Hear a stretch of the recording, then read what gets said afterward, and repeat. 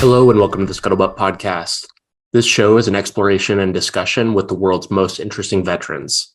I'm your host, Brock Briggs, and each week I bring you a discussion with a veteran in a unique field to discuss the difficult problems of their industry and the tactics that have made them successful. Today I'm speaking with Josh Kristoff.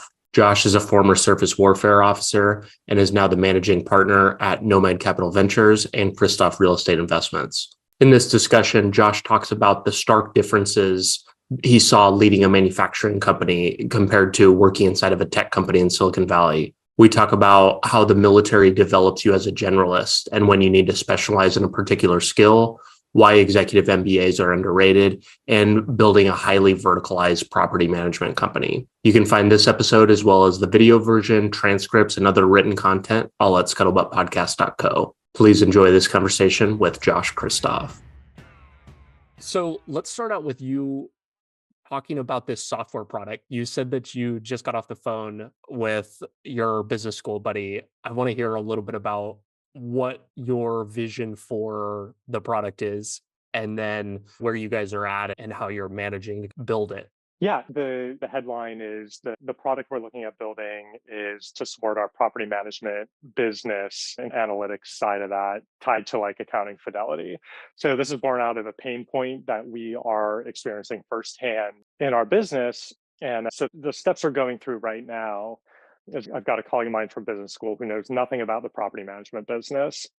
And I started talking with him because I initially wanted to build out some like analytics dashboards that I thought would be helpful. And I was explaining the pain point a little bit more and saying, man, I've spent so much time looking into how to solve this problem with like other property management softwares and maybe some integrations with accounting softwares. And I don't believe anything's on the market today. Him and I have spent some time talking, and I think he was evaluating if he wanted to spend some extra time on this project with me. And it became very apparent to him that, yeah, this is like a pretty big pain point that we're going to have an opportunity to solve. And we keep trying to prove ourselves wrong, that it's already out there, but we still can't find it. So we proceeded on with the development. And so what I've been doing, this is a colleague of mine from business school. We're actually on the same small learning team, a group of 6 of us in the first year. So it's a good friend of mine. And he's a guy who writes SQL daily, can code in R, which is statistics programming language, and builds dashboards and all kinds of stuff that we can sync up on really well. And so we just right now on the side for him are having calls on about an hour or so, hour and a half, once or twice weekly. And we've ramped that pace up since we've gotten some good momentum on building the product. So that was just like, I guess, the headline, and dropping listeners into what we're doing and why and how. I think where what's on my mind with this product is staying focused on shipping the minimum viable product, which is effectively a P&L statement, which is just obviously QuickBooks does that for you. And I'll spare the audience the nuances on why in the short-term rental industry that's just a low quality product for like timing of cash flows and stuff like that. But then there's one thing, staying focused on the MVP amidst like all the other like cool and fun things that I'm really looking forward to doing, so we can just extract immediate value. And then the second thing, which is just really broad, is what are we doing with this whole product in general? Where can we take it? How do we take it? We're building the data pipeline. I've engaged someone via Fiverr to write an API call for our property management software, and then what other property management software do we want to bring in? And we're working with Fivetran as our ETL tool, and then Snowflake is our data warehouse. And we had to create this AWS Lambda function in order to work with this Fivetran custom connector. And all this should sound like nonsense to most of the listeners. The point being is kind of, I guess, maybe to bring it back a moment, is this is something I've never done before. I get it from my background working in Silicon Valley, like the general, like how to set it up or what questions to go or which tools to use. But then where do we take it? And then like, how do we design for extensibility? So it's like, you think of that minimum viable product, how do we solve the pain point that we have today? But how extensible is what we're solving? Could I bring this to another property manager and give them the same output, and they basically throw in their API key and have the same experience? with our product. That there was just like a whole mishmash of things. Brock, I'll let you take us in a different direction to make some sense. No, you're fine. That sounds really interesting. And while the cost of like development has come down dramatically, I think what it also forces is it actually requires you to do more on the back end. It requires all of these different things even to just get something basic running. And I think we're coming to an interesting headway just in like software in general, where there's literally a tool for everything. And all of a sudden, it's just like you have all of these different layers. And next thing you know, you need to do 10 different things just to get off the ground. How have you thought about when it comes to your MVP in terms of monetizing? A couple of the people that I really subscribe to their kind of belief system about what an MVP is like getting people to pay for it as soon as possible. Is that something that you are pursuing, or do you want to put it in the hands of another property manager and kind of show them before you say, okay, pay me, go from there? Yeah, I think there's a couple ways to get to your software product. One is born out of like a clear pain point that you're solving for yourself. And the other one is I'm going to try to identify a pain in the market and I'm going to try to build a solution that solves it, not coming from like a place of like really living and sitting with the pain and figuring it out. So where we are today is if we just build something that solves a problem for our business, like that is the chief objective right now. That we are designing with extensibility in mind. So thinking about monetization of the product, what I am doing in some of the channels where I communicate largely in Slack groups is teasing the idea of stuff that I'm building and also capturing feedback on, hey, what are some of the accounting pain points you're having? And I know that the willingness to pay for the tech stack in short-term rentals is like pretty high. So I think as far as it gets to monetization with this, it's a back burner thought right now, but we're designing with the thought of like, how do we press go on this immediately? I guess I'm just proving I haven't thought about that monetization piece like too much. I'm just more concerned about solving the pain point we have. And because I know if we can solve this pain point, that we can address it at scale. But it really needs to like when you're talking about like accounting fidelity, like and strict adherence to that, it has to be it has to be perfect. There's no way around that. So releasing something that's okay and broken from an accounting standpoint is just like not acceptable. So we run through at least an initial ship internally and then maybe an iteration or two of it while testing with one or two other folks that can give us like really high quality feedback. I think after that point, then we have the ability to target based on which softwares we've integrated with, specifically property management softwares, the ability to like really roll that out. I don't think there was a direct answer to your question, other than I guess I'd say in this case, the short answer is I don't think I'd subscribe to roll it out and get paid. I think I'd subscribe to roll it out and get feedback, free feedback, because the total addressable market I think is much larger, and like the product that we're delivering is it needs to be like great quality in order to really work. Because the Mhm. moment your like accounting falls off the rails, and I'm claiming that's a core feature of the product, it's you're dead in the water, and I think you have a longer battle uphill. So Why is the propensity to pay for property management software, why is that high? You mentioned that's their willingness to pay is there.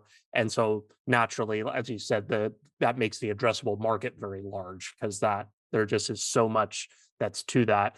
My kind of first level thinking, not being in the property management space at all, is that's more costs. And there's probably, in addition to what you're making here, a lot of other tools that are being used. And then that just is more fixed costs every month. So why do you think that is? Is it just that good? Is the pain point that hurtful?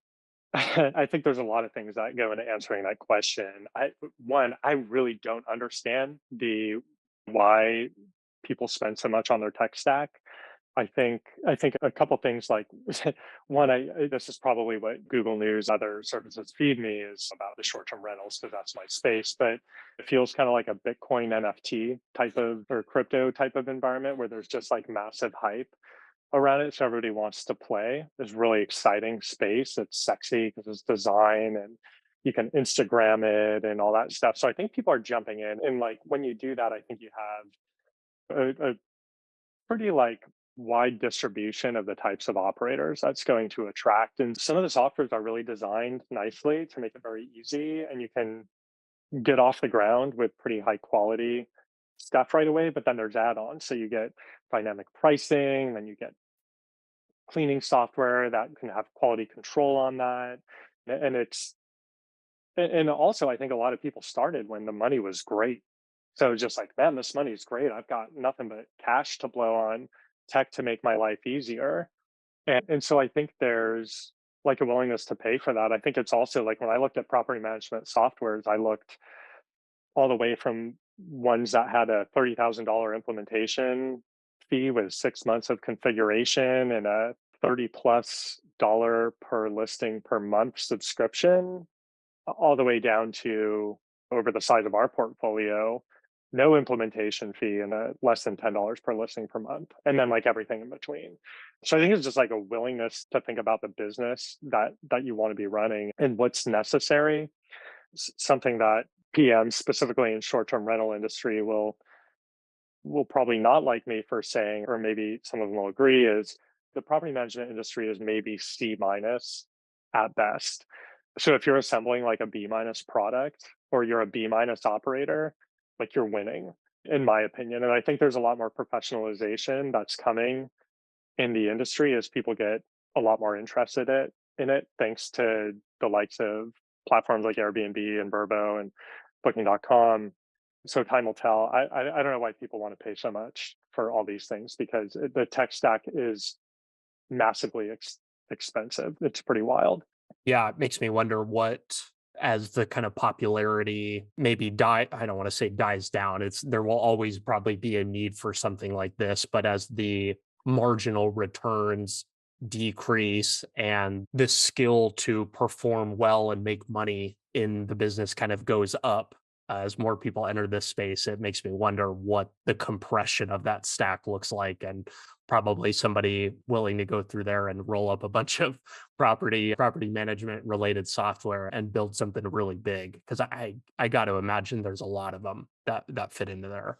Yeah, we talk about compression quite a bit as it relates to the industry, specifically the broader macro environment, and then localized municipalities have certain ordinances in effect, licensing and stuff like that for operating short-term rentals. But then there's also the supply uptick because people are bringing properties to market because they want to play. Like they watch everybody make a lot of money and they want to make a lot of money too.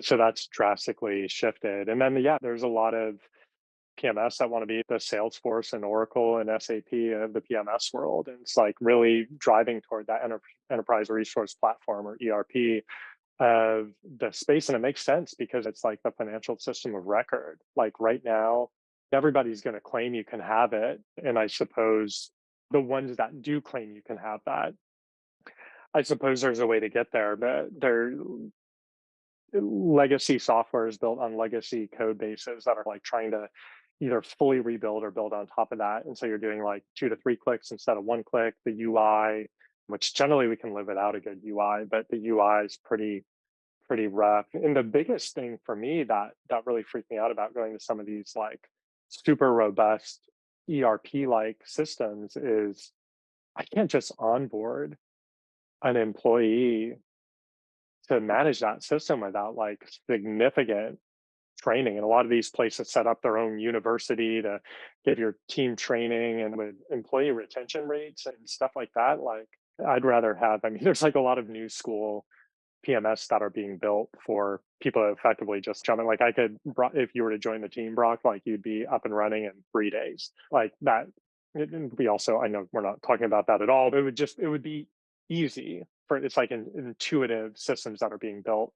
And I don't want anything more difficult than that. And so far we've proven we don't need to have that. Yeah.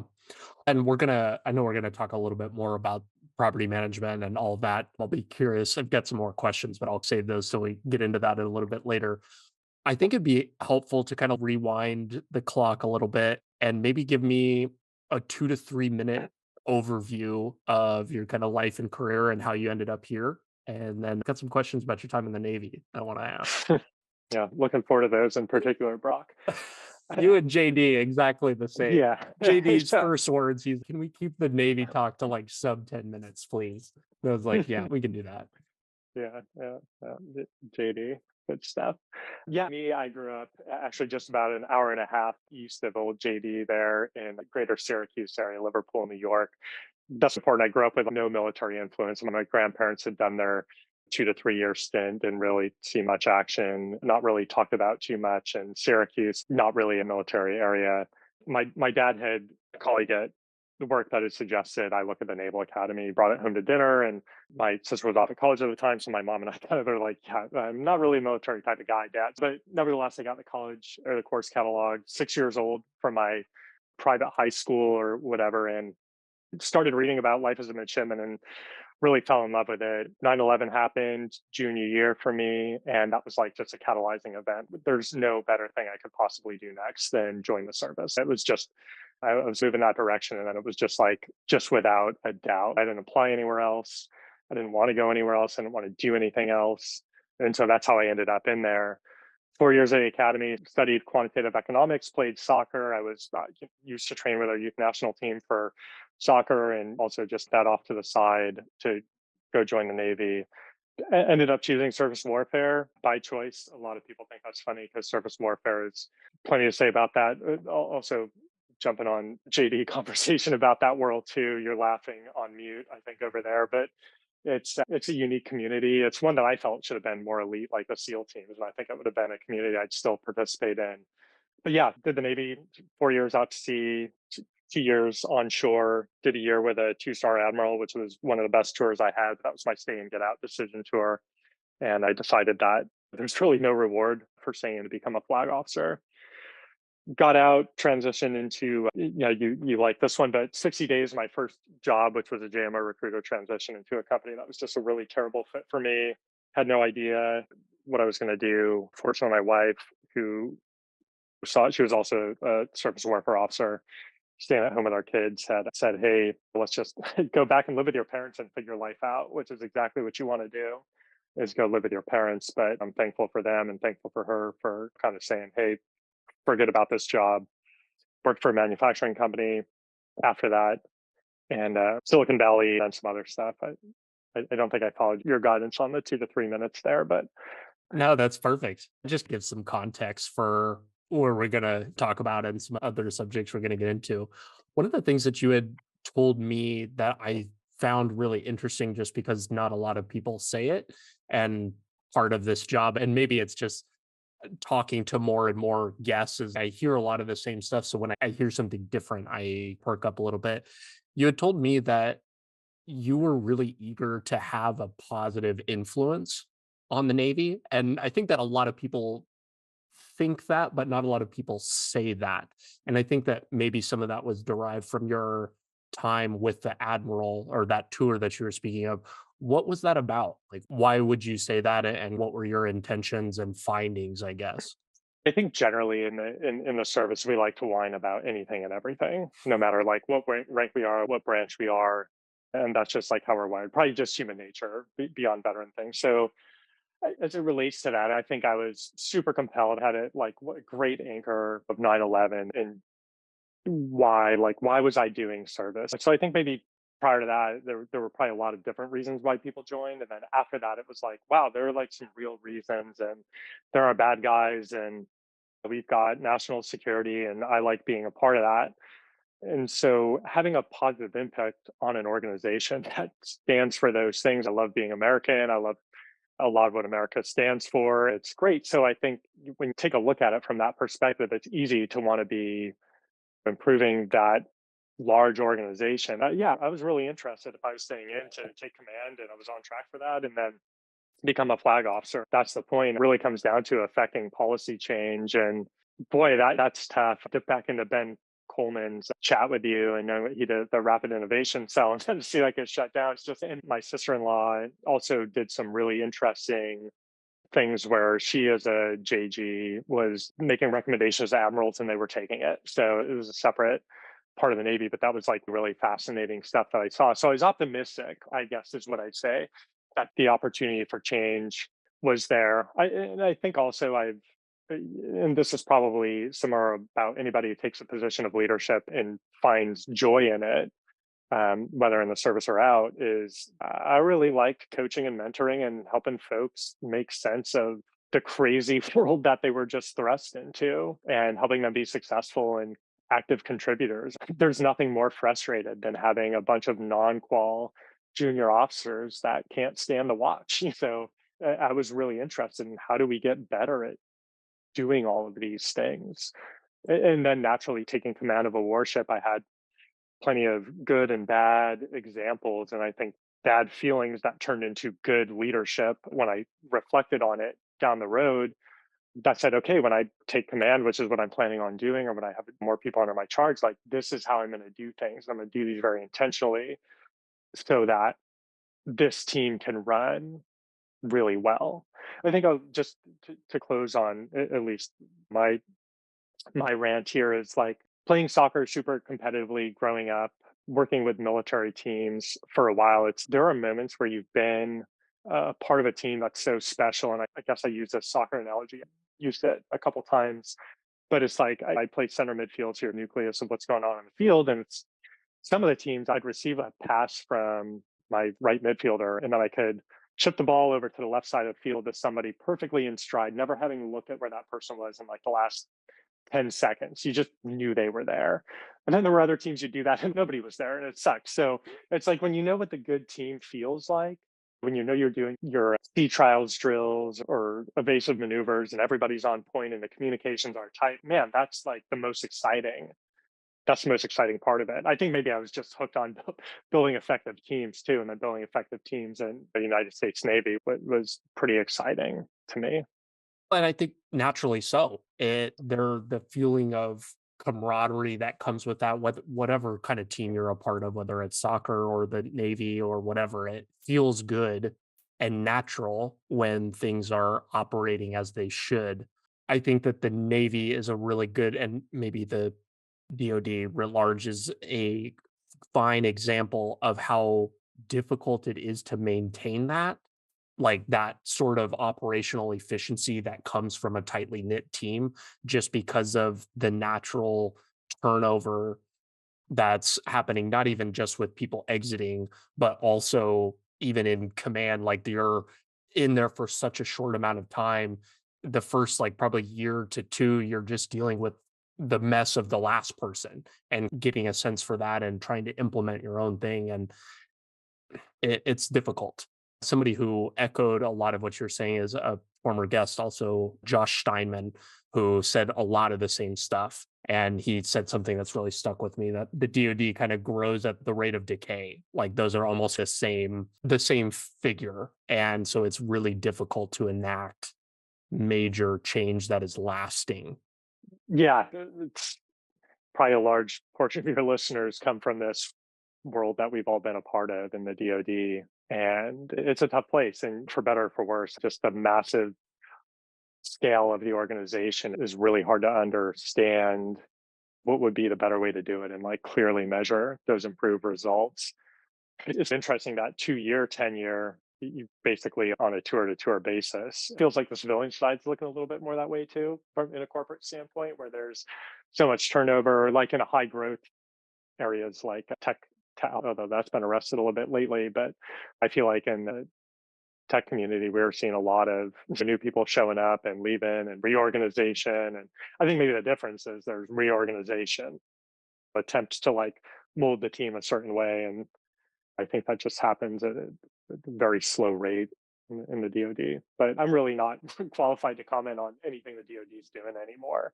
I was optimistic at one time. I'm still optimistic that we're going to get there because I know a lot of good people that have stayed in. But it's frustrating because a lot of good people got out, and they got out for kind of the reasons that you wish weren't there. It's also a Mhm. tough life, but thankful for the people still doing it. And I'm glad I don't have to. I think number one veteran trait from at least deployed or operational jobs is perspective on life. There's nothing better than knowing I've got my bed to go home to and I'm perfect control of that and to see my 4 kids, my wife, and that's totally in our control. There's no request to get married that might be denied. Yeah, you know that. Yeah. Oh, absolutely. I will say that if there's like a few small things I miss, the quality of sleep out to sea still has yet to be matched, no matter how expensive of a bed I've bought. But everything else is it's gone the other way. Yeah, I'm with you on that. You mentioned something I want to ask one more question. We can kind of move on. You were saying that you see a lot of tech companies having that same level of turnover, and maybe that's very peak market talk. Maybe that's just, I don't know, rates have been low and employees have all the power and whatever. And maybe if we're going to go into a recession, maybe that equation changes. But what do you think that does to the private side or any kind of corporate job? How are they impacted from quicker employee turnover, do you think? It was probably more of a tongue-in-cheek comment than anything, so I don't want to like latch on to that, but let's accept that is something for the sake of the conversation. I think it's about probably adaptability and ability to do that. Customers, it's specific in the tech industry, like the speed of development, the amount of talent that can support that, and then the customers' needs are constantly shifting, especially with these new technologies coming out on a regular basis. So I think it just on an organizational level requires leadership that's in tune, has some vision for what's likely to happen in the future, and then hedges accordingly and then is adaptable to that end. But it's hard when everybody's playing the same game. Like the tech companies were playing the growth game, and how many CEOs came out and apologized and said, "Hey, we hired too fast because we didn't expect this to happen." If you were the maybe all the CEOs were like, "Whoa, maybe we should pump the brakes," but yeah, that changes your strategy quite a bit because there's talent wars, and if you're not bringing the right talent in, then when you go through some type of layoff, you don't get to keep the best people that you have from a larger pool. Yeah, I guess I really don't know. I just say it's like adaptability, and in some cases, maybe there's those leaders that are willing to take a stance on what they believe to be true for the future, end up winning. I don't know if there's a clear story for that in a larger organization recently as a result of layoffs, et cetera. Yeah, I'm not sure either. I just was curious you had said that, and I was like, "Oh, I wonder what his take is on that." You went and worked in Silicon Valley for a little while, but before that, you worked at a manufacturing company, and I'm curious how stark of a difference were those 2 different things? And was there anything about working at, like, a manufacturing company that you, like, either took to Silicon Valley or maybe you realized afterwards of being more immersed in a tech-focused role about the opportunities in, like, physical products and, like, old school, I guess I'll put it in quotes there, businesses?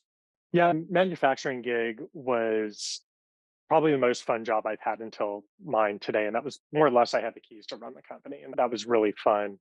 So I had an owner that was buying the business from his dad. I knew him from high school. And he said, "Hey, you want to come help grow this business rapidly and then also just run it?" Because I kind of want to run it. I thought, man, that's a really neat opportunity. I think some very clear differences is like the composition of the workforce, largely blue collar, and the way so we manufactured springs and wire forms. So we took coiled wire rod of a variety of different diameters, those smaller than a strand of hair, micro wire, all the way up to rail locomotive air brakes, which were like roughly half-inch round wire diameter. We had loads of machines throughout the shop, and we bent it and shaped it and formed it into the needs, the parts that would go into assemblies that it would end up in the final product of 3 to 4 dozen different industries. It was a total job shop environment, and that was literally insane. It's a constant optimization problem that never gets optimized. You're making decisions on like how much inventory should I run, expecting that this customer is going to buy more because then the per piece price goes down. It's more profitable when they order it next time, et cetera. But like the composition of workforce, one, that role, like I was running operations, and eventually, as we were looking to continue growth, was operations and business development. But that was largely just like, how do we get the behavior of the organization to be a certain way? And I introduced a simple system of measurement, held regular meetings on a regular basis with the team. I got there, I had the senior management team every morning for the first 3 months, just tell me what was going on. I didn't say anything, I didn't change anything. I just listen and walk the shop floor, talk to the team, learned a bunch of different things. It was funny. I was like 28 at the time and a plant manager, had 28 years of experience as an adult running the freaking plant. So it was like done. He was like, what are you doing here? And then I got to the point where it was like, hey, plant manager, we're having a conversation. Like, what do you think about this? He's like, we can't. I was like, what about this? And then he was like, yeah, I guess we could maybe try that way. So it's like this, you're coming in a different situation. And that was all about like team leadership and communication. And then there was a system of measurement that I think kept the operations on track, which I think was like transferable. So I studied quantitative economics. I liked doing a bunch of stuff in spreadsheets and formulas and worked with our IT manager who could write some SQL queries and pull more information I wanted to look at. So it was like in both of those worlds of just like motivating people to get the job done, but also setting goals so that we could achieve them and then work through it. Yeah, I mean, we had temp workers come in and do some of the tougher operations to see if they can earn a spot to be a machine operator and then maybe eventually a spring maker, which is a pretty awesome job. They work on CNC machinery, so computer numeric controlled machinery, and it's like literally coding. It's really fascinating. Go watch a YouTube video of a spring being made, and you'll probably just like rewatch that thing over and over because it's pretty remarkable. But then, yeah, we had ex cons in our grinding room where you grind down the edges of the springs, and you got to figure out how to motivate those folks too. Like they've done their thing, they're back in the workforce, and you got to figure it out. And it was some of the most rewarding relationships I think I've built are with those people, like real, true material impacts on their life, not just, oh, now I can buy a BMW instead of a Honda type of stuff. It's, wow, I can like support myself and my family. So that was like the people ended up being the thing that I loved more than anything because it wasn't a family, but it was like a tight knit organization and we relied on one another to get the job done. If somebody screwed up, everybody paid. And so I really like that. At the time, I also was reading a bunch of magazines and filling myself with Silicon Valley dreams. And I was just always so excited about it. I wanted to put done is better than perfect, the old Sheryl Sandberg stuff like on the walls. And that was done. It didn't make sense because it was all about being perfect and in the precision springs that we were making. But I just really was drawn to what was going on out there. And I think in the Navy at the time, like I couldn't go to tech. Like I didn't have a computer science degree. I didn't know anything about it. And fortunately, the Commit Foundation, which is an awesome veteran organization, was holding a workshop at Facebook. I'd been in touch with them, and my wife had been in touch with them after we got out and before we got out for a while. And they're just a remarkable organization. And so they had this workshop at Facebook, 3 days exposure to tech Facebook in the Bay Area. And so like we went out there on our flight home, we said, oh, let's put our house on the market in Syracuse and figure out how to join the digital revolution. So getting into the tech space after that was sat at my desk and I was working on implementing a product lifecycle management system. So I worked at Meraki, which is a business unit of Cisco Systems, the computer networking company. And I worked with the hardware team. And it was basically like, so we have an access point, a router, and then there's a bill of materials. And this is like all the components that go into it, and they're arranged by hierarchy. And so my job was to figure out how to get this implemented into a product lifecycle management system. And we worked with a startup company that was building on Salesforce platform for their product. And so we had to figure out how to get all our raw data from 7 or 8 different design manufacturing partners in Taiwan to fit in this one system. So the like contrast of the manufacturing world where I'm like walking the floor, talking to people, and then doing a little bit of measurement and then like building systems to measure stuff. I'm like putting headphones on and listening to music and just cleaning data for like hours. And I loved it. It was like I loved it. It was fun. It was like just getting points. Like the more bombs, bill of materials we got to jam into the system. But it was like problem solving with the engineering and product team for the vendor. So that was all like super fun. I was like, man, I'm working in software, I'm doing software stuff and it's really fun. But my level of interaction with the team was like just updating my boss on, hey, I think we'll be done by this time and we'll have the PLM system and it'll be great. So this is like stark contrast. I eventually tried to push into a lot of different areas within the organization and had the freedom to do that, which was really cool. And really what we're doing now in the software product is connecting disparate data sources and like generating quality insights from that, and then making strategic decisions as a result on a small or larger scale. And that's almost precisely what I'm applying today to build that software product. So Coming from a non-technical degree background, did you find yourself more apt at the manufacturing versus the more tech-focused gig? I'm curious, just a lot of people exiting the military and maybe considering different avenues of pursuit of what kind of job that they wanted to be in. And I know that tech was not really what I was pursuing right out of the Navy, but I, after being made aware of what was going on in Silicon Valley and starting to think about that, I became more and more attracted to it for many of the reasons that you just discussed. But simultaneously, talking with a lot of vets that now go into like ETA or entrepreneurship through acquisition, they buy like sweaty businesses like HVAC, and not that's the same as manufacturing, but in that same ilk. A lot of times it seems to me that the Navy kind of naturally equips you more for one of those more blue collar esque jobs because, like you were saying, a lot of what you were doing, it was the optimization. You can bring an analytical mind to it, and then it's leadership, rallying people around a common objective, a lot of all of the people related things that you do, as opposed to a more tech focused job. You need some more like hard skills and like it's a plus if you can code and like all of those types of things. I think there's a question in here somewhere, but I think you just distilled it down pretty well, Brock. I think what you're talking about is like being a generalist versus a specialist. And the generalist is rewarded in a lot of areas. And we come out of the military as great generalists. As a surface warfare officer that's supposed to command a warship, I literally develop expertise in not one specific area. You run the engineering plant for one job, and then you go to run the missile systems for the next job, and then you're the navigator for the next job or whatever. And that's, you're not an expert in any of those things. You're just supposed to be generally competent enough to understand how the systems interplay. And that was like it in the manufacturing world. Like I wasn't an expert on any of that stuff. And in the case of tech, and this was like the interesting thing that I thought. And so my wife was in internal communications for a brief stint in the tech world, or for a couple of years stint in the tech world. And I used to think, like, why do these VPs, effectively like commanders, need somebody to communicate? Like, your job as a leader is to communicate. It's like the number one most important, most difficult thing to do is make sure the team's on the same page. And these guys and gals that are in these positions are just experts at what they do. And that's not communication. Unless they happen to be the VP of communications, but like all other VPs are not, they're just like specialists in their field.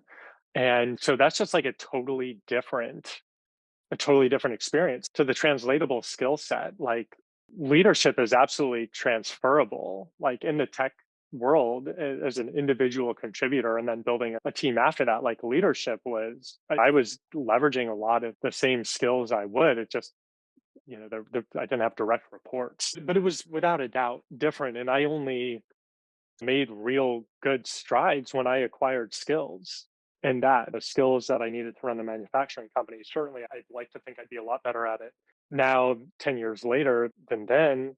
But yeah, I think it's a generalist versus specialist. And running an HVAC shop is, you don't have to be a specialist to run that. You can learn and be better at observing who does quality work. But yeah, software is extensible. In fact, tech is not. It's just like you're one person, you can only do a finite amount of work, but you build smart, efficient code and it can go to the moon and back.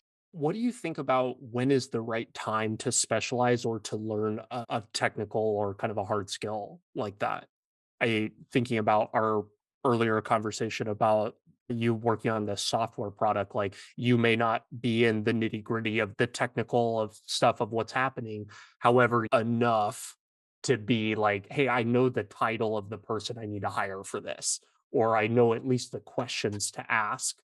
And I think that is a good position to be in because you maybe don't need to go spend all of the time getting that technical or that specialized. So, do you have any thoughts about when is the right time or if there is a right time to get those? I think that those technical skills are becoming a lot more ubiquitous and a lot more necessary in the way that non-tech, non-Silicon Valley companies run. So I think when's the right time? Like when you're interested and you have the ability, like you would do it on nights and weekends after you put your kids to bed or whatever the case may be, like that's probably a good time because you have an interest in that. For me, talking about getting into Silicon Valley, I talked to a handful of, gosh, I talked to mounds full of people, like hundreds of people before getting out there, well being out there and trying to find a job and all that stuff, and just constant conversation. And I pulled out this common thread of knowing SQL is a big advantage. And then out of the 10 people that told me that, one or two of them said they could do it. So I was like, that's dumb. If it's important, why isn't everybody doing it? So I went on Codecademy, took a free SQL class, and then put on my resume that I had that skill. And job one was day one would show up and say, hey, we need to write the SQL query. I'd be like, oh my God, I can't do that. But so interesting, like technical skills. My first job was with a company I spent 3 months with before myself and half the company got laid off in the third round of those 3 months of layoffs that happened. Welcome to venture-backed startups. But so we had this business intelligence tool that Google now bought called Looker, and it was awesome. So based on how the data was hooked up in the back end, you could pivot and filter and draw some insights, and everybody could self-serve pretty intuitively. But they had this other feature called SQL Runner, and like every pivot and filter you did, like you could generate the SQL query that got you that information. And what I do is say, I want to look at something more specifically. So I'd go to Stack Overflow and ask the question the right way to get the syntax for the SQL to pull out what I wanted to pull out. And that was an insane advantage for me. The amount of stuff that I was able to go like self-serve. We had an analyst and I couldn't bother her because she had tons of other stuff to do. But I saw these opportunities. And so I just said, okay, get on Stack Overflow and get after it. So how am I answering your question on when's the right time to get a technical skill? One, I don't think the hurdle's that high, especially nowadays. You can probably just ask Chat GPT to write your query for you. You don't even probably need those skills. But I like technical skills about understanding like numbers and data and quantifying stuff. So if you don't have that ability or you don't have any interest in that ability, it's gonna be pretty hard to go after a technical skill unless but I think it's important not to just like pursue a technical skill just to acquire the badge and then do that thing. And this is like the most frustrating thing. What's your passion? What do you really like doing? It's like, shit, I don't know. I still like, I know what I like spending time on. And sometimes you don't get paid money for that. So it's tricky to figure that out. So I think some of it is just how put your nose to the grindstone, like figure out like how to make moves and advance if you're like a growth mindset person, which so I don't know. When's the right time to go for a technical skill? I like when you want to, and it's clear that's limiting you from getting where you need to be. You just can't communicate with people if you do, but that's like the other thing. Maybe it's hey, if your company's bilingual and you don't know how to speak Spanish and the entire marketing team speaks only Spanish, like you can't get the job done, Mhm. period. So if you can't communicate, like you just can't get the job done. Again, back to communication, right? So the technical skill is probably more to underscore how to communicate. And that's the software product we're building. It's all about my ability to like look at the code and understand why it's not achieving the result we want and being able to explain that. And also explain it in terms that my buddy can understand when he's doing coding. I'll pause there. You bring up an interesting point about ChatGPT writing your SQL query for you. I hopefully my statistics professor is not listening to this, but that's like probably the reason that I'm going to pass statistics this term because it was unbelievable the quantitative power that brought. And it really gets me questioning like what the next 5 to 10 years looks like in terms of some of these technical skills like coding. And I haven't used is it the GitHub Copilot? I haven't had the chance to use that yet. But if you're using Chat GPT and you say, hey, here's my problem, here's what I'm trying to do, the code output of that is insane. And you can say, oh, I'm getting this error. And it will just say, oh, this is probably the problem. Try this. And it becomes this conversational thing. And it really has me having a big question mark over some of those like coding and SQL and things like that. So I'm not going to comment on ChatGPT, other than like those types of tools, large language models are pretty dope. Like they're awesome. And we use them in some ways in our business. But I think the thing as it relates to technical skills in analytics and queries, and you're talking about statistics, it's like putting the ability to write code as though you're a statistician but you're like a non-statistical mind is I think is just a total there's just going to be people that are like I ran this regression analysis and I got this output so we should do this and it's oh dear god you've got to have somebody that's statistically trained that can understand the quality of the output. So I was very intentional on picking Wharton exec program for two reasons. One, I could run there from my home and to the San Francisco campus to stay there for the weekend. And I didn't want to be inconvenienced with a flight to any other program. So it was like literally the only exec program that supported my need, but also because of focus on quantitative studies.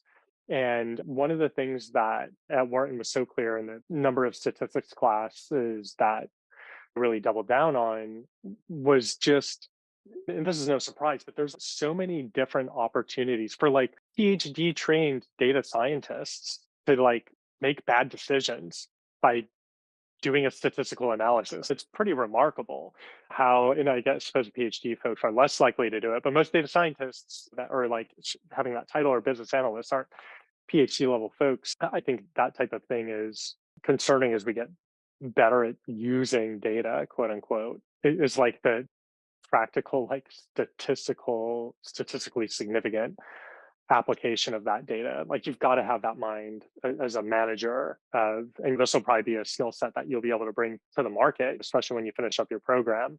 But it is, hey, like that's an interesting output, but like, how did you factor for this, that, or the other thing? Or why is that a significant variable? And what about this other variable? And so it's, anyways, I think that's something that the business analytics team that understands how to manage that is going to be better poised for success.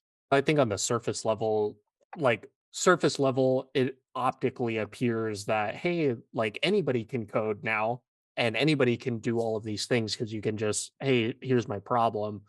However, as you pointed out, what that does is it just polarizes both ends because there's the other side of the coin is that you almost need to be maybe you almost need to be smarter than you needed to be before because you actually have to be able to recognize when there's a problem with that.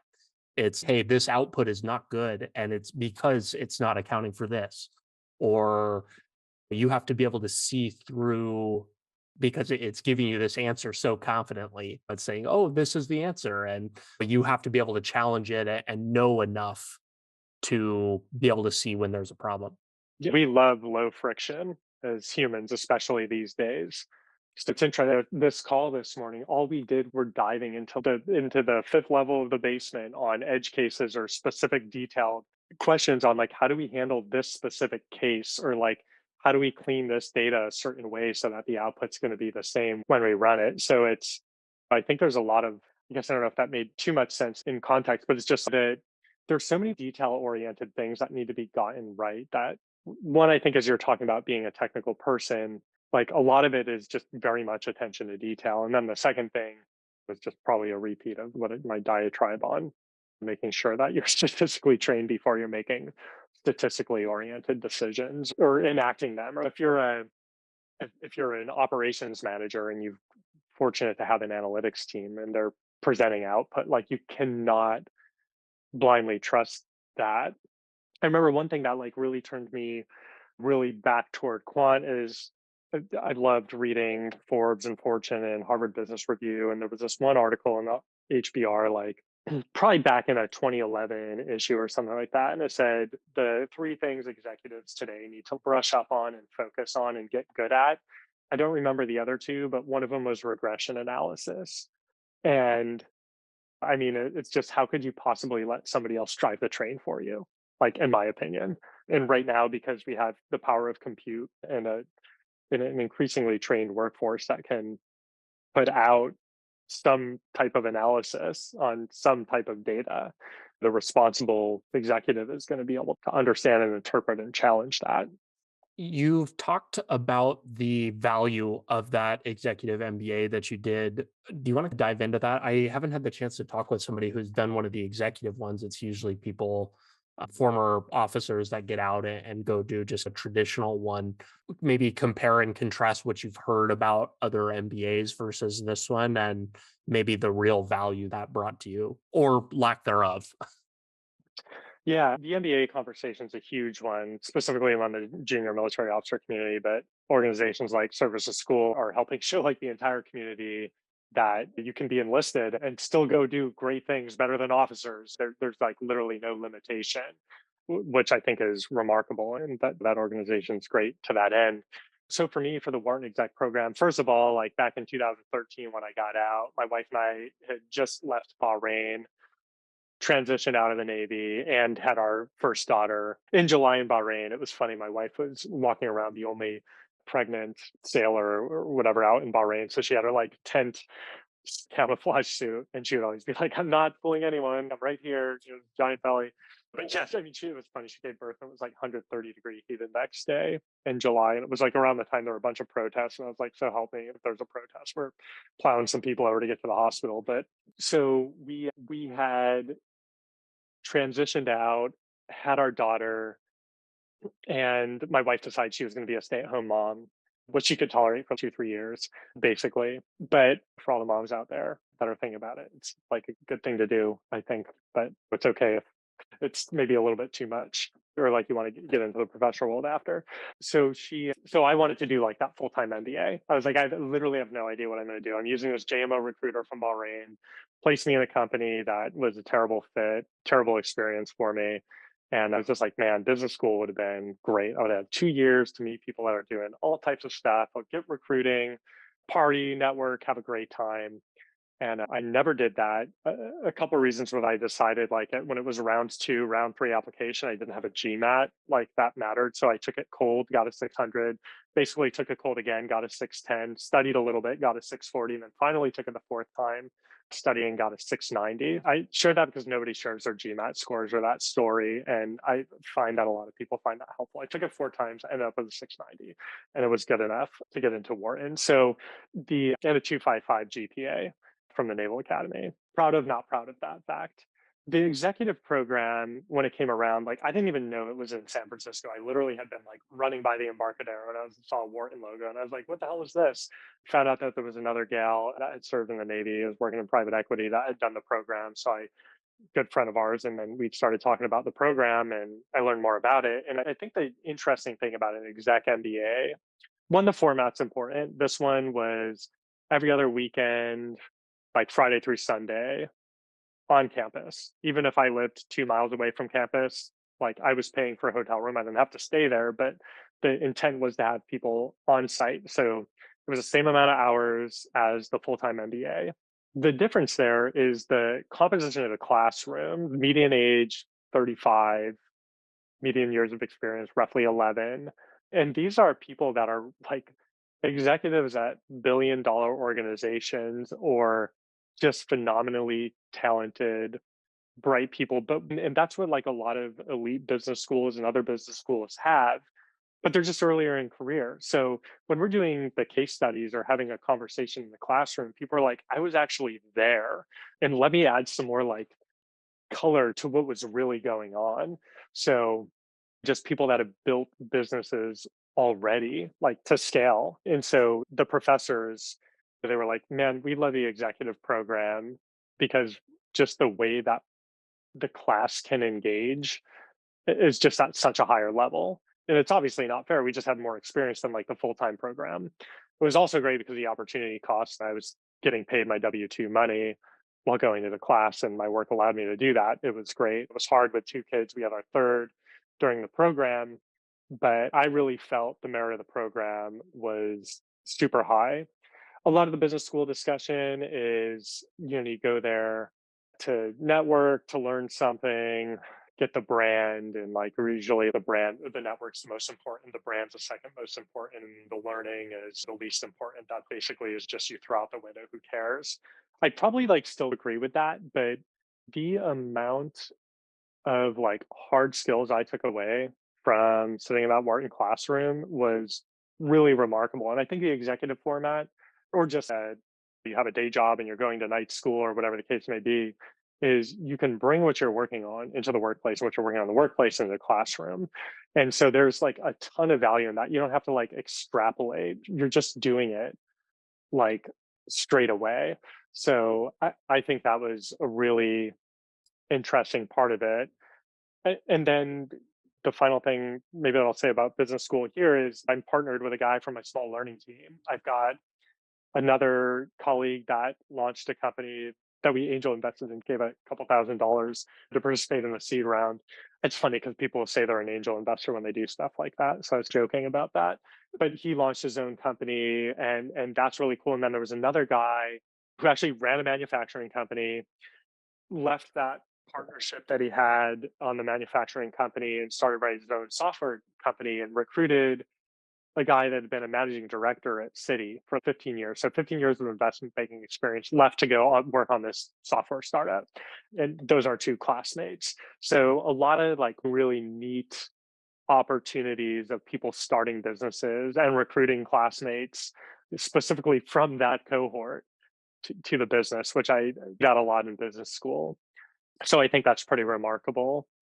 I did say the last thing I'd say, but I used to always look at all the people that I wanted to be like in tech, and they always said had a stupid business school on their LinkedIn profile, and it made me so like jealous, and I wanted it so bad. And all of them would say when I get on the phone, "Look, business school didn't do anything for me. It wasn't of any value. It was just like a waste of time, and you can learn anything." And you don't need business school for that. And I think all that's true, except for the blatant disregard for the fact that the people that they met while they were there or like something in their brain unlocked. And I think Harvard and Stanford have a way of doing this, just like making people believe they can do the most nonsensical things and turn them into like brilliant companies, but then they go and do it. So there's something psychologically that gets unlocked. And again, you don't need business school to have it. So I'm not saying that by any stretch, but it's annoying. I found a lot of irritation with people that said business school was a waste of time, but they all had gone to business school and were successful, or at least what I perceived to be successful based on how they presented themselves on LinkedIn, which is always oozing of success. So You just definitely just described a feeling that I've had for a long time about the merits of education after the military. And this is coming from an enlisted point of view. So I wasn't coming in with a degree, but going to school after the Navy, but then realizing kind of the path that I was looking to pursue, there certainly wasn't anything about the schooling necessarily that did that, but there is a mental unlock that kind of happens that you certainly can get elsewhere. However, it may be helpful for you and just the positioning and maybe giving you the, I don't know, maybe giving you the authority to do it.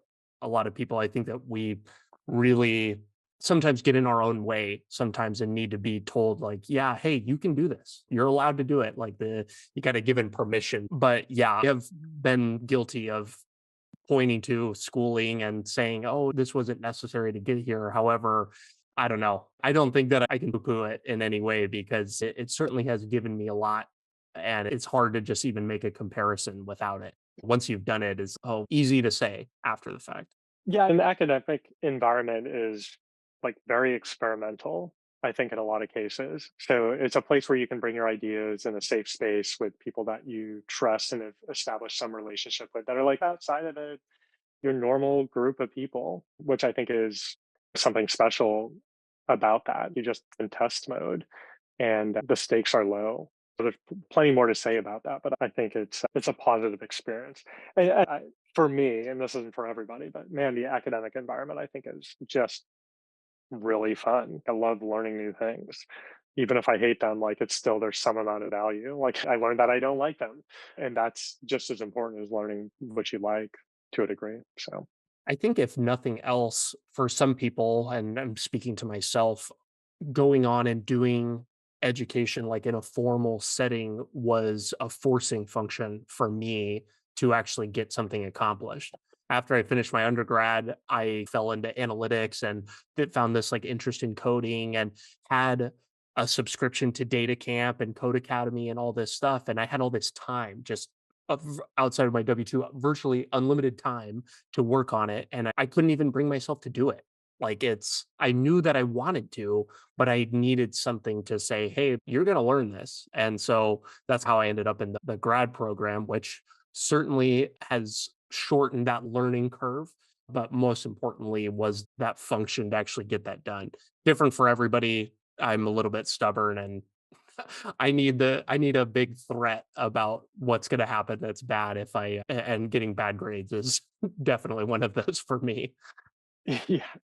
The other thing I think that's interesting, especially in business analytics. So I got a double major, one in marketing and operations management, the other in business analytics. I think that was, again, why I chose Wharton specifically was for that quant that they could deliver on. But a lot of people ask, hey, in conversations I've had, is just, hey, should I like really go after my MBA or should I do this or that or the other thing? And like, one, I'm just here to accelerate people's learning, not tell them what to do. So I think that's important for people who are asking that advice is if anybody tells you what to do, like maybe just wave off or take that with a grain of salt, quite frankly.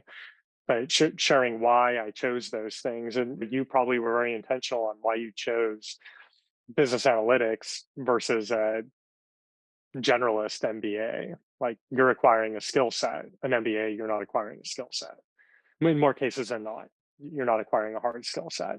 As if I just took a master's in statistics, I would have spent a lot more time learning those things. Anyways, So around this time, if I'm not mistaken, you start making real estate investments through some friends of yours, Carly and Jared, and then end up going and start a company with some of their friends. Is that right?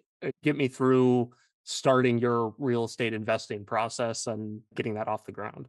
yeah, the so Carly and Jared are business partners, or husband and wife team, West Point grads. We still love them, and my wife and I are partners with them. And so back in 2016, actually, the Commit Foundation had connected us with Carly and Jared. They were associated with Commit Foundation for veterans, and they were like in the coach, mentor, or whatever capacity.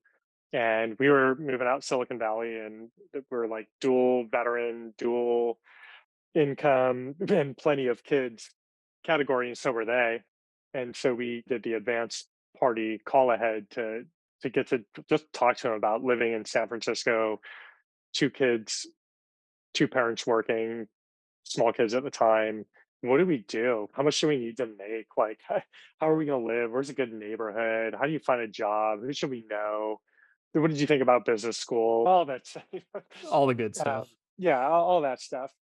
And so we ended up becoming really good friends with them. Fast forward 2019, they're done with they were progressively moving to smaller and smaller companies and doing cool things in that space, but they were like, man, we just want to run our own business. We're sick of dealing with all this nonsense. And so they quit their jobs, and they had also started a project where they raised capital, bought a 6 unit in San Francisco. Carly acted as a general contractor and got renovated, just like really massive overhaul of this building. And it was a great investment. And so they had constantly done like fix and flips through their past. My wife and I like no real estate, like anything. I did a long-term rental of a condo that I bought in Florida. And that was like the extent of my like real estate experience. And so they had left 2019. They said, hey, we're going to test out the short-term rental. They had a little bit of experience doing it in San Francisco under the radar. They got slapped and stopped doing it. But then they were like, hey, we're going to pick a market, test out short-term rentals. And we said, go to Jacksonville, Florida. It's amazing. And in particular, the beach. We love it. That's Cass and my first duty station when we were at Naval Station Mayport. We got engaged on Atlantic Beach and all that good stuff. So we love the area. We knew we wanted to move back. So they did a bunch of market research, agreed with us. Jacksonville was a great place to start. So they tested it with their own money, saw it was a good business model, bought a few more places syndicating. So like raising money from limited partner investors from within their network, buying more property. And then we had invested in a deal with them, an amazing deal that's really kicking ass right now. And then COVID hit. We moved to Jacksonville, got the first mover advantage. Like figured we'd ask for forgiveness if that was a problem from our companies at the time. And Cass was interviewing for a job at Facebook out of the Menlo Park office. And they're like, hey, we'd like to make an offer. And she's great. She's like, I live in Florida now. And they're like, ooh, we'll just base you out of the Miami office. Yeah, so that worked out really well. And then we just stayed in Jacksonville and looked at Miami. But the other thing that I think happened before we invested, Carly and Jared flew back and stayed with us, flew back from Florida, stayed with us in Silicon Valley over Thanksgiving. And we like totally ignored our kids and just talked like real estate deals the whole time. And then that was like a point where we all got to know a lot more about the specifics of the business. So we invested in a deal. We moved to Florida, bought a place with the intent to do a short-term rental. It was funny, we closed on it as our primary, and then 12 days later, we went under contract on another place that would be our primary. We certainly didn't intend to move that fast, but nevertheless, we did. Underwriting was a pain in the ass down to the final wire to prove why we were moving to another primary so soon. And that worked out. It was good. So we started short-term renting. The first place we had an accessory dwelling unit in that building as well. So we had tested that one before. It was going really well. And then I took a page out of the Carly and Jared Blue Book and raised some capital, buy more places or do two deals on my own, which quite frankly are okay. Like there's like a number of things happened that in the market as we know it today that took it from what looked like a grand slam, brought it down to a single. It was a bummer. Still a positive, which is good, but also a little bit of reality. Like we're not just like printing money. We were for a little bit, and it was good while we were. But so did those two syndications, and then Carly and Jared had we were hey, we need to get as much real estate as possible as soon as possible. Too many articles were coming out talking about Jacksonville and Tampa, and we're like, damn it, it's like only a matter of time before everybody comes in and gets a piece of this beautiful arbitrage investment, like significant alpha opportunity for us. And so there were like 6 properties under contract to close in 4 to 5 weeks. And it was typically we'd get 123 Main Street under contract and then start 123 Main Street LC, and that would be the syndication. So this was this was the birth of the first fund that we raised. So we just acquire assets under the fund, raise up to a certain cap, and then close on those assets and then operate them. But it was also getting like Carly and Jared were looking in the future and they were starting to think about hiring folks. And they're like, man, this is like a lot. And really, we don't want to hire anybody. We just want like another partner level person. And literally, I'm the only person. It's like a whatever mile radius that had done syndication, had done the short term rentals and knew them and could partner and stuff like that. And we've been talking about building this business specifically back over Thanksgiving when they had flown back. We're like, oh man, maybe there's time to pull the plug on our W-2s and get after it. Pretty risky, obviously. Ultimately, that's where we went. So we, yeah, started just like going nuts, acquiring properties and building a property management business. The initial intent of the real estate investing business, like you called it, was to be that and nothing more. Like we're supposed to be asset managers. The property management business came as a function of necessity for generating the returns. And also, as you look at having roughly 30 assets under management that are operating as short-term rentals, there's a lot of exposure there. We didn't want any leverage over us in that way. There's a lot of flexibility on the property management business there when you run that as well. So we vertically integrated. We do a lot of renovations. We have a design and development company that oversees the construction. And we just set up a real estate brokerage. We're transacting a lot. We'd been working with the same agent who left his brokerage with his own brokerage license. He had wanted to launch that business. His wife quit her job, partnered with him, and then the 6 of us partnered on the brokerage. And so that's where we are today. You had said in another interview, one of your worries going into this process was like getting into bed with friends. Like you're taking something that like, hey, we're both at this level. And then as soon as there's money involved with friends or family, that kind of adds interesting challenges and a different dynamic to the relationship. Was what you did, was that the right thing to do? And obviously it's worked out great, but maybe what were some of the things that helped that go well, assuming that you're still friends with all of them? Yeah, getting into bed with friends is you apply that to Carly and Jared expressly. It's funny because there's 8 kids between, or about to be 8 kids between the 2 families. So that's awkward to think of it using those words specifically. And then, like, the other thing I'd say is I can talk about how it's been. Like, it's going great. Yeah, like the story's still being written. It's still a business in growth mode. And there's a lot of positive signals that we're seeing.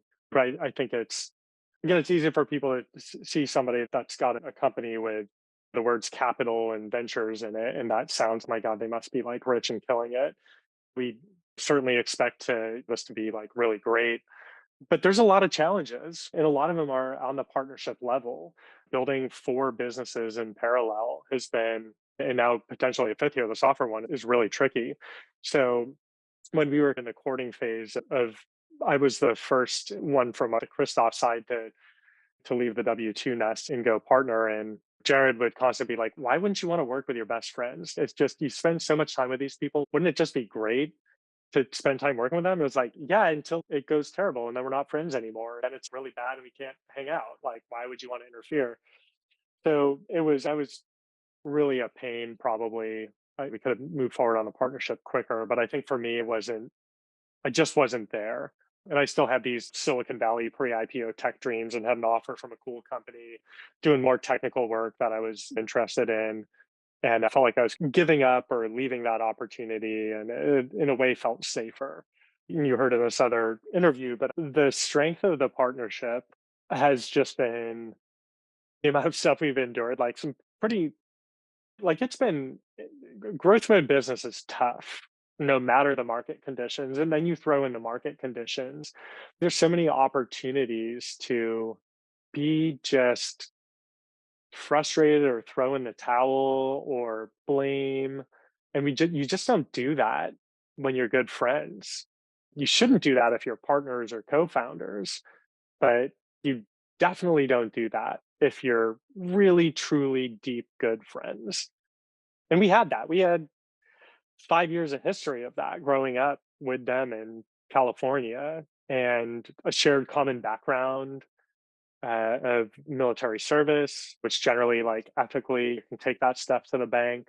Where we sit and we professionally, like, I think partnership, it's not just, hey, we're good friends, but it's like the four of us bring like really different, unique skill sets to the table. Like we have different interests. And I mean, the Venn diagram isn't perfectly like this, but if you were to put the four circles of everybody's skills and there's this overlapping point in the middle and a couple overlaps between me and Jared and me and Cass and then me and Carly, this is a really nice like set of complementarities for the business. And being a partnership, it's when you're making that decision on when you're founding a company or thinking about bringing on a partner, like what is the case? It's like trust is just so paramount.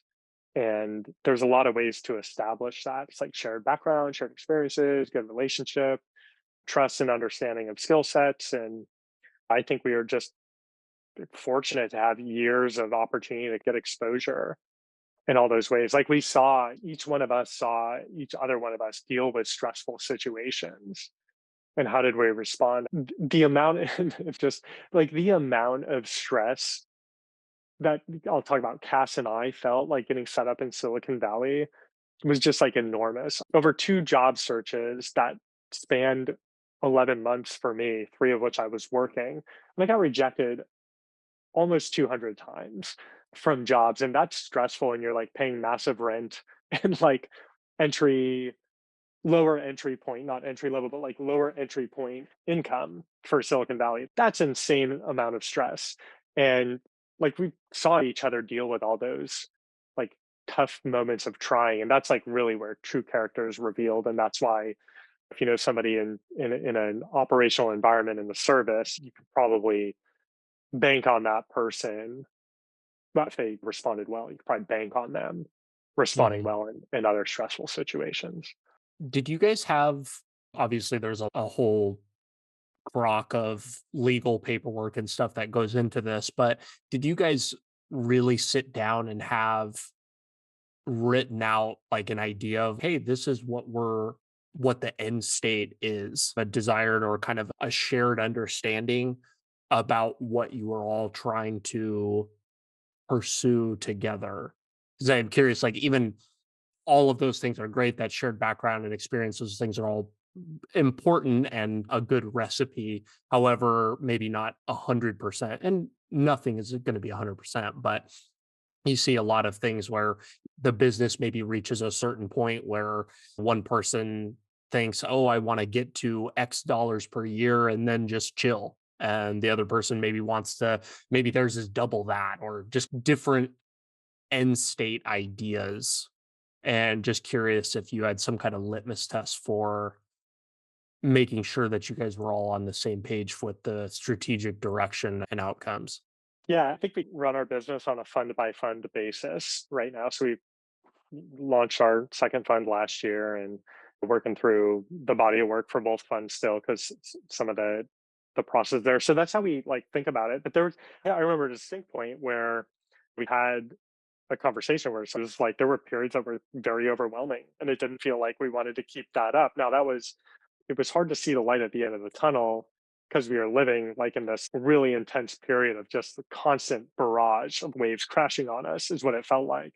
We're like, when is this going to end? And that was just like timing of renovations and setting up properties and trying to run the operations, trying to raise more money. It was just like everything was going just like nonstop all the time. And I think Carly was just like, I don't, this is too much.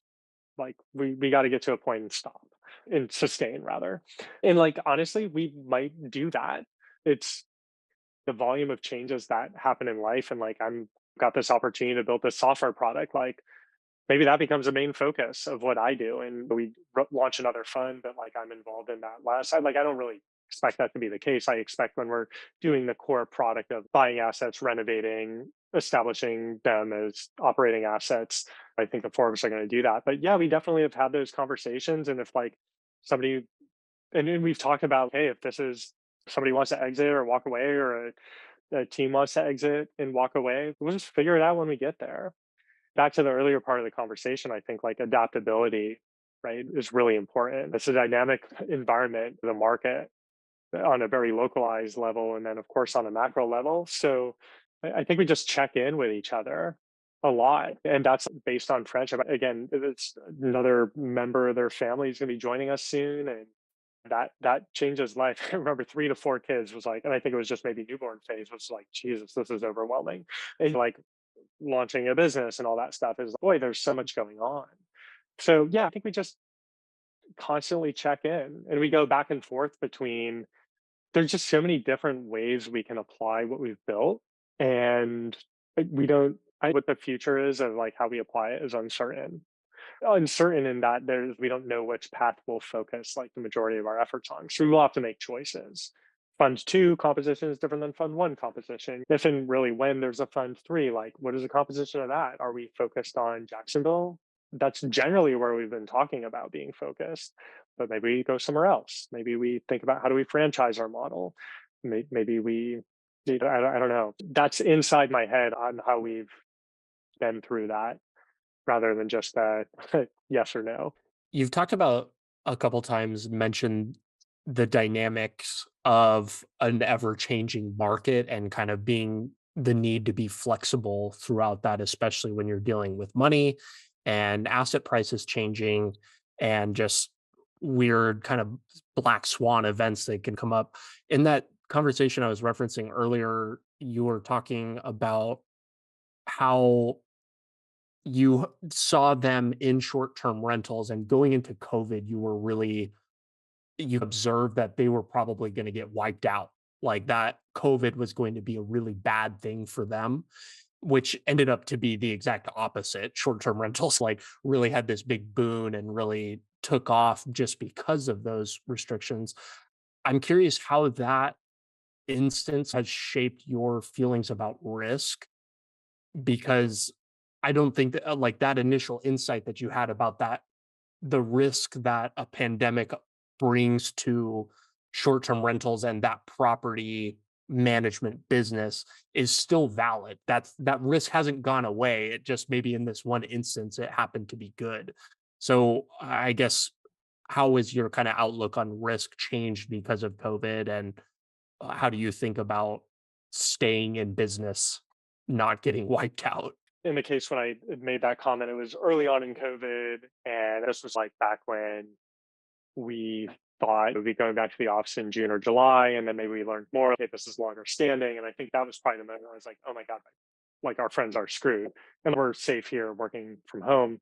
Thinking about another global pandemic, COVID. If it was like the reality of COVID was that it was like 10x as fatal of a disease or 100x or like massive, like that's just scary. And I don't think I really give a shit about business at that point. It's just survivability and like, how do we figure that out? Thankfully, I guess in a very like hyper localized way, like our family personally was like relatively just didn't feel much. How did that inform in the short-term rental industry? I think it specifically in Florida, it demonstrated resiliency of the industry. I think travel habits have changed, and I think they'll continue to change. The volume of people that were zero review Airbnb stays that would say, "Hey, this is my first time doing this," was pretty high. So people were trying it out because hotels they didn't like, and then if we delivered a good experience, we probably converted them to be constantly shifting their like propensity to book a short-term vacation rental or short-term rental, or not all vacation, but more so than a tried and true hotel. And I think there's a lot to say for the professionalization of the industry, specifically in managing risks. As it becomes more professionalized, the experience is more consistent, and more people are booking, and then that gets resiliency for the marketplace there. How did COVID overall shape my thoughts on how do I assess risk? Was that kind of like the leading part of the question? Yeah. Probably not as much as it should have. And that is quite frankly because like we had moved out of San Francisco into Redwood City into a bigger house with a yard on a gated cul-de-sac that only had 5 houses on it. And when COVID hit, the folks next door had a daughter the same age as our daughter, and we agreed to become a merged family. And then we agreed with the other neighbors to become a merged family with them. And everything I needed, like when you have three freaking small children in your house, like everything you need is under that roof. You're not missing out on anything because like you just weren't. So the weather in California was great. We moved to Florida, the weather was great. We were so preoccupied with our kids. We're fortunate that we didn't have anyone severely impacted that was super close to us. So we didn't like we probably know people that have these invisible scars or impacts from COVID.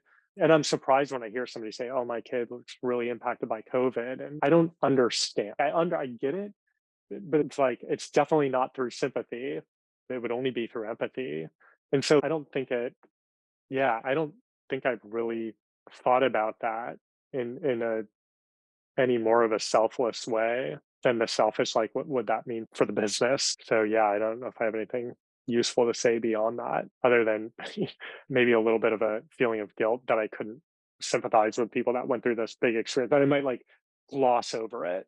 And that might not be fair to the experience that others had.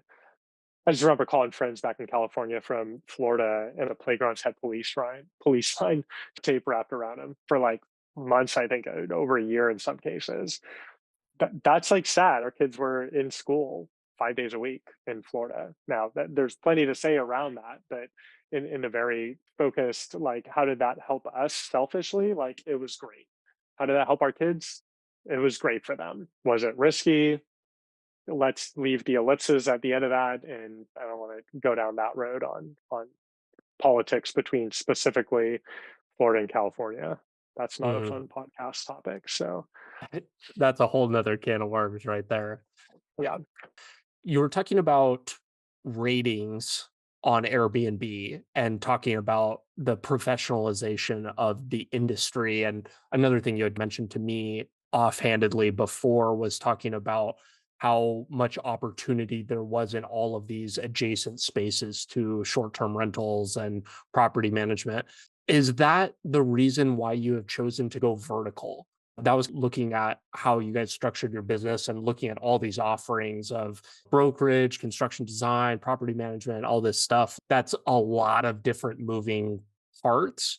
And I'm curious what's informing going vertical rather than going for quantity of like just having double the amount of short-term rentals. yeah, I think we know people that have gone horizontal, and that's what they're doing. Some of them have actually gone like vertical and horizontal, which is pretty remarkable. And they're doing that at massive scale.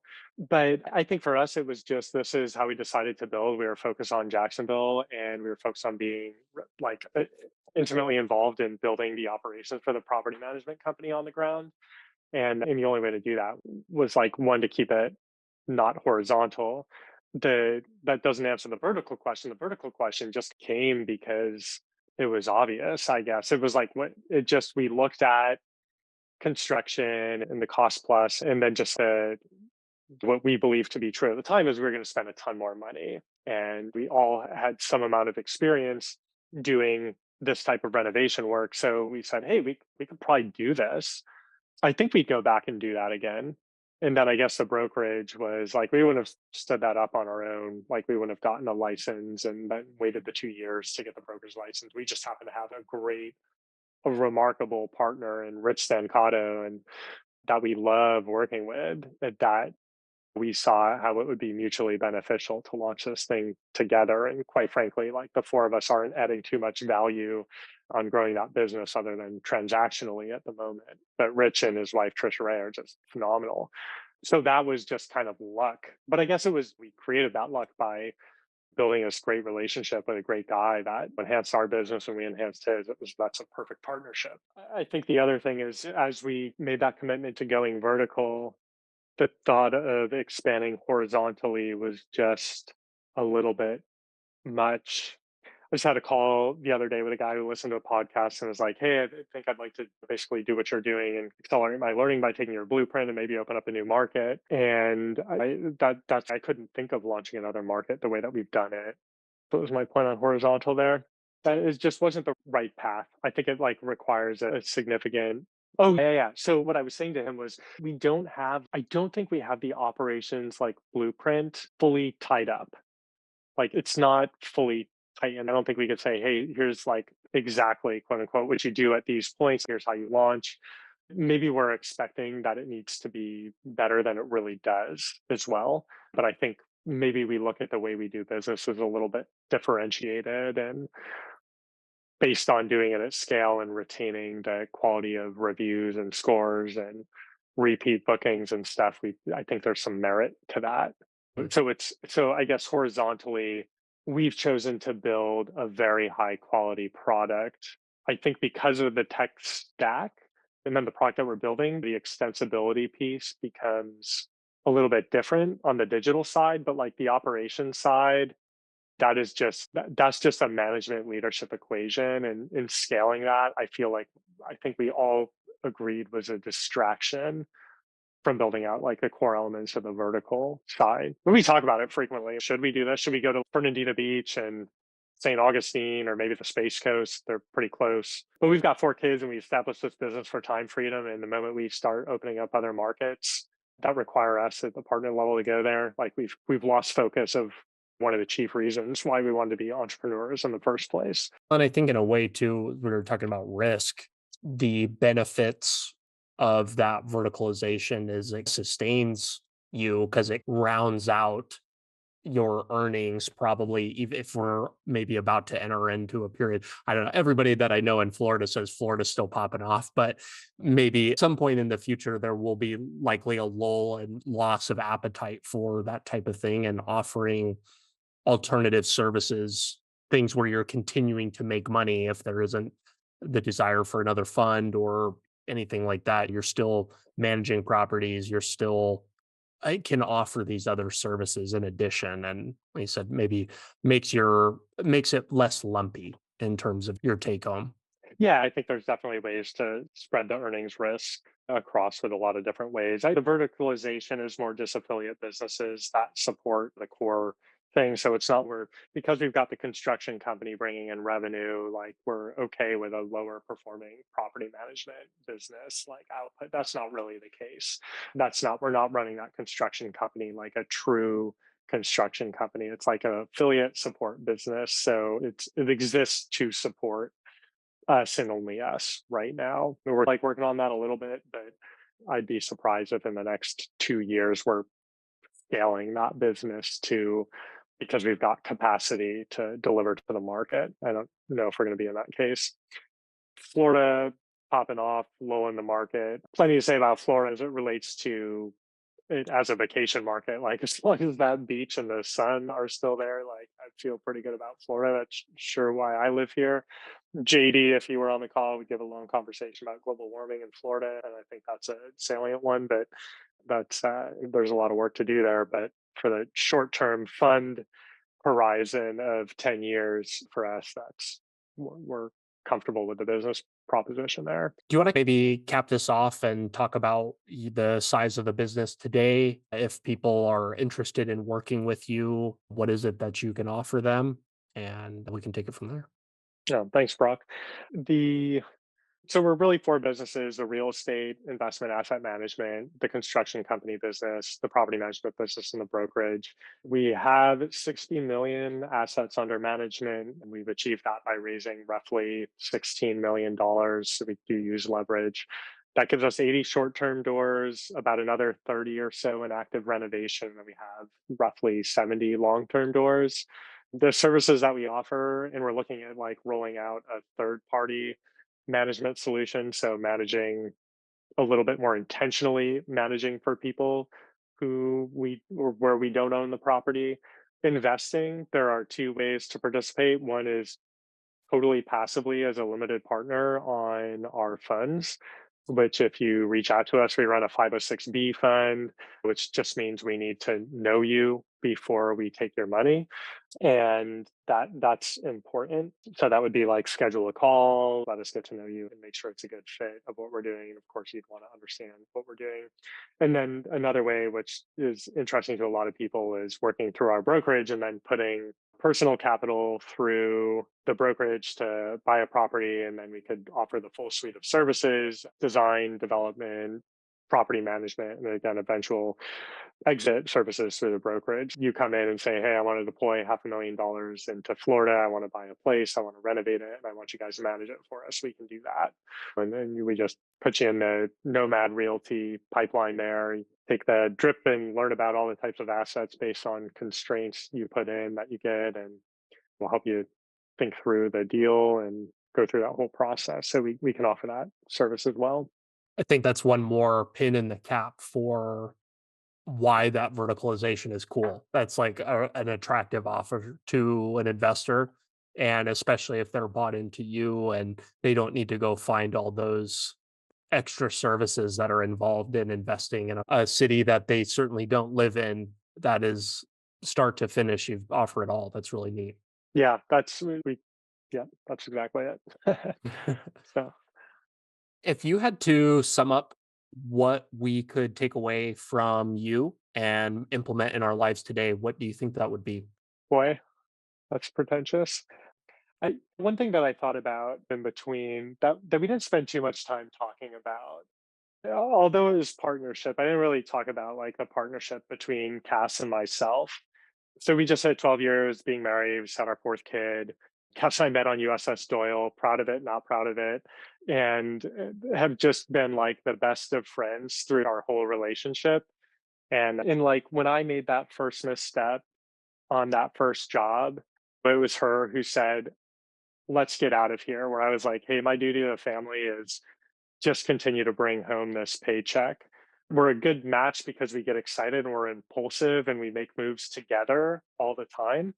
And I think that's something that's allowed us to bounce around the country and bounce across industries and do a lot of interesting things.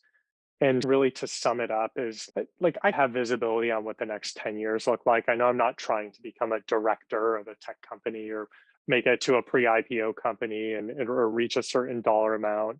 But like I know who I'm going on that journey with. It's certainly going to be Cass.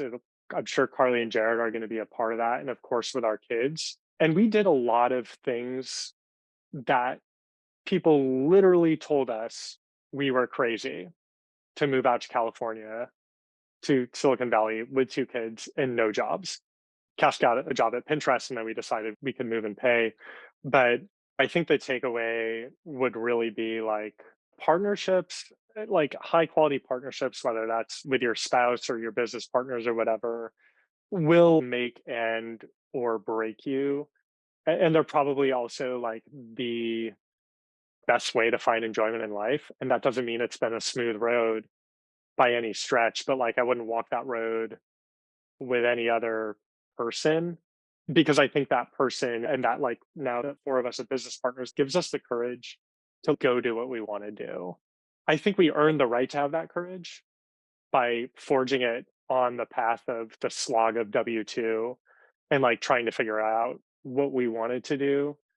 So maybe distilled down to pick a good partner, whether that's business or spouse or friends, stay true to them and open with them.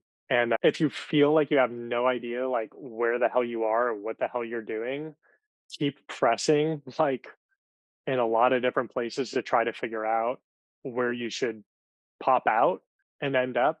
And it'll be a hard road, but like it'll be a life that in my it's just so dumb for me to say, but I feel when I'm 60 or 80, hopefully have the joy of being able to make it that far, that I'll look back and say, I don't really regret the major things I did in my life, like the way that I lived my life. Like maybe I didn't make it to Fiji or Bora Bora and stay in one of those cool hotels that sits over the water that I see pictures of. But yeah, I don't know. I think that everything's been fun because of the people I've been doing it with. And when it wasn't fun, those people revealed, like, hey, just stop doing that. Go do something else. Sometimes I was a little bit whiny and they revealed, stop being so whiny. Just suck it up and get through it. I don't know. I think that's one bit that me as a 25, 28-year-old getting ready to start my life with Cass, like wouldn't have like really been able to think through. I don't know. Anyways, that's what I've been thinking about, a lot about, and it's not any like business wisdom. So I don't think. I think that it is to some extent. You said you a whole lot of your nobody makes it on their own, first of all. And second of all, it sure makes those difficult times much more bearable when you have a good support group, whether that's friends, whether it's a life partner, whatever it is, like that. It makes the world a difference. Couldn't agree more. Last thing, what can myself and or the listeners do to be useful to you?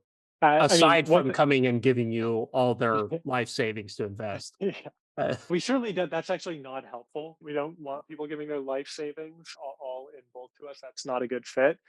Check us out, nomadcapitalventures.com, nomadhospitality.co.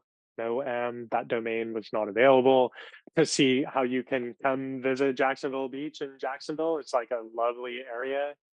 I love engaging with the communities that I choose to spend time in. Brock, the veteran community and the Scuttlebutt podcast community is one of them. I think my life is most full when I'm being able to look backwards and offer my, I'd say, accelerated learnings to people who are having a similar decision set that I did at one point in my life, and just not telling them what to do or advising, but just reach out. If you got a question that you're afraid to ask, I'd love to do that. And the other piece is like, I think you talked about it in another podcast, but don't be afraid to cold call people randomly. I'm now straying, but yeah, let's chat, let's connect. Maybe let's partner on building something.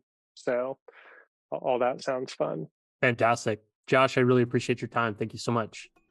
Thanks, Brock. It was a pleasure. Thanks so much for tuning in today. Your listenership helps me better educate people like you and the rest of our nation's military, both past and present, on building a successful life outside of military service. If you're looking for more ways the top vets are leading more effective lifestyles, building businesses, and using the resources designed specifically for you, press here for a selection of some of the best clips. Be sure to like this video and subscribe to the channel to stay up to date, and I will be talking with you soon.